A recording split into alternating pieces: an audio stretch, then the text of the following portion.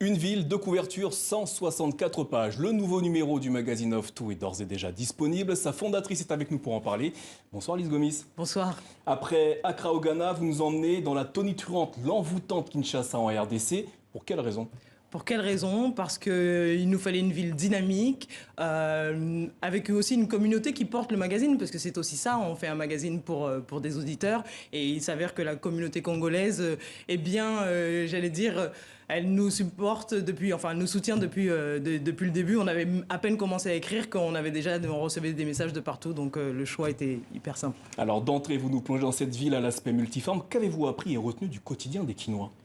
Alors, ce que j'en retiens, c'est que le quotidien est pas forcément simple, mais je pense que les Quinois sont les personnes qui réinventent en fait, justement, leur quotidien tous les jours. C'est-à-dire qu'on ne s'arrête pas aux difficultés, on avance, on est créatif. Et je pense que c'est vraiment ça, moi, qui m'a le plus, je dirais, surprise, mais même agréablement, c'est qu'en termes de créativité, c'est une ville, en fait, de génie, finalement. Vous parlez de créativité. Kinshasa est une ville qui est en perpétuel mouvement, notamment la nuit.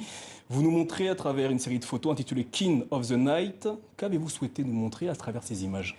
J'avais envie qu'on voit la ville effectivement de nuit. Et en fait, quand j'ai vu ces photos, j'ai pensé à La vie est belle. J'ai pensé à ce film. Et ce film, c'est un film qui a bercé mon enfance. Et donc, quand j'ai vu les photos de Herman Kambala, et quand il m'en a envoyé d'autres, là, je lui ai dit, mais on est obligé de mettre cette série. Il faut que les gens voient cette ambiance. Il faut que les gens comprennent les ambiances de Nganda. Il faut que les gens comprennent la musique de Kin. Et je dirais, oui, voilà, l'effervescence et le bouillonnement de cette ville. Et il fallait mettre Kinshasa de nuit. C'était un passage obligatoire. La capitale congolaise est un temple de la musique urbaine, mais aussi de la création, notamment à travers Titia Kandolo, qui est cette Kinoise 4.0. Alors Laetitia Kandolo, c'est... Comment vous dire? C'est une créatrice, c'est une designeuse, c'est une styliste, c'est une fille qui vit Kinshasa mieux que personne, qui cherche dans ses archives, qui achète des livres qui datent de Mathusalem et qui se nourrit tous les jours de l'histoire de cette ville pour en montrer à la fois la beauté et qui s'en sert aussi dans ses créations. Et donc j'ai voulu effectivement faire un portrait de Laetitia Kandolo parce que je trouve qu'aujourd'hui elle représente bien cette jeunesse en mouvement, cette jeunesse en marche qui fait les ponts entre différents pays d'Afrique et aussi avec l'Europe, les États-Unis. Voilà pourquoi. L'affirmation des femmes congolaises, des rencontres avec le documentariste Dieudonné Amadi ou encore le poète Sinzo Hanza. Le nouveau numéro de Of Two est riche, cela dit. Êtes-vous parvenu à percer les mystères de Kin Label ?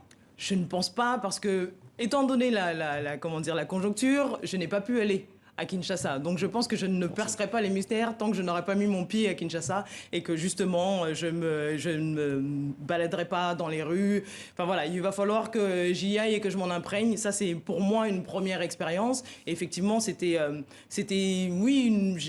curieuse de savoir ce qu'était cette ville et aujourd'hui j'ai hâte de la vivre, de la sentir et de me retrouver dans le trafic et de croiser les Quinois et de parler poésie avec des gens comme Sinzo évidemment. Quelles ont été les difficultés que vous avez rencontrées lors de l'élaboration de ce nouveau numéro ? Alors je dirais que les difficultés qu'on a eues, outre les petites difficultés liées au Covid, je dirais que c'est la fracture numérique. C'est-à-dire que quand on fait un magazine, il faut des photos en haute définition. Donc si elles sont en haute définition, c'est qu'elles sont très lourdes et que ça prend du temps à envoyer. Et donc forcément, moi et mon impatience parisienne à attendre les photos comme ça chez moi, c'est vrai que ça... C'est des choses qu'on découvre, en fait, on le sait, mais tant qu'on les a pas vécues, on comprend pas en fait ce système. Et là, évidemment, moi j'ai été plongée dedans parce que ça met toute une nuit pour charger, je sais pas moi, 1 giga de photos par exemple. Kinshasa est une thérapie, c'est une joie de vivre, quel que soit le problème. Déclaration du cinéaste congolais Nizar Saleh dans les pages du magazine. Nous sommes en pleine pandémie.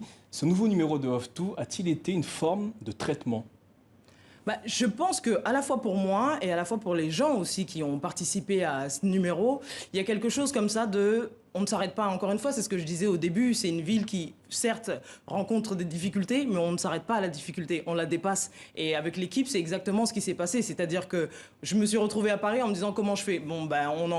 J'ai envoyé Priska Munkeni-Monnier, qui elle-même est quinoise, mais vit maintenant à Marseille, et elle est allée, elle a formé l'équipe, et... à, je sais pas, 5-6 personnes, ils m'ont... voilà, le résultat, il est là, quoi. Et ça, on peut dire ce qu'on veut. Je pense que ça, c'est le génie quinois, en fait.